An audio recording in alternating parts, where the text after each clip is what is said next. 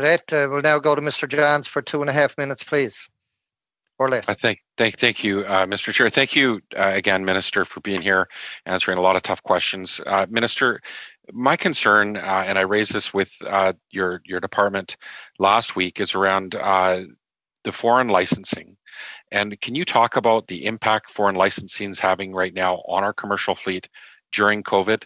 I know that many of the harvesters are looking for some fairness in terms of, a better deal in terms of how the breakdown is of the leasing of that quota. For example, some harvesters have leased based on last year's market price.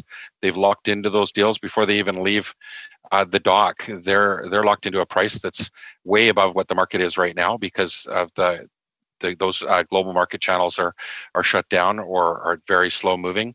Can you talk about, has the government looked at maybe looking at a 50-50 split that they can mandate so that local Canadian fishers and harvesters are able to survive this season? Thanks, Mr. Johns, for the question. I'm actually going to turn this to the deputy.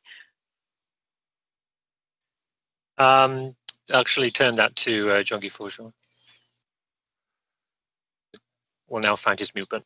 Yeah, so the department, as I mentioned last week, Mr. Chair, doesn't have a global policy on foreign ownership that is across the country, that we have particularly no foreign ownership rules specifically in the West Coast. Then we have 2 sets on the East Coast, one for the inshore fishery where there's no foreign ownership. And I'm focused on the West Coast, sorry. On the midshore. Respond to that, yeah.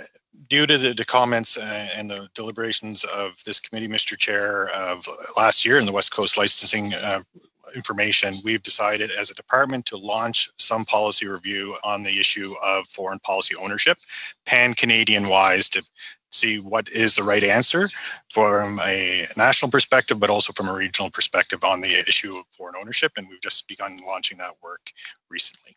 Okay, can we get a commitment from the government they're going to look at, well, at least start with making sure that Canadians know who owns those fishing licenses, that we know where those people live outside of the country, and will they stop the sale of quota outside of Canada so that Canadian fishers get priority in buying that licensing?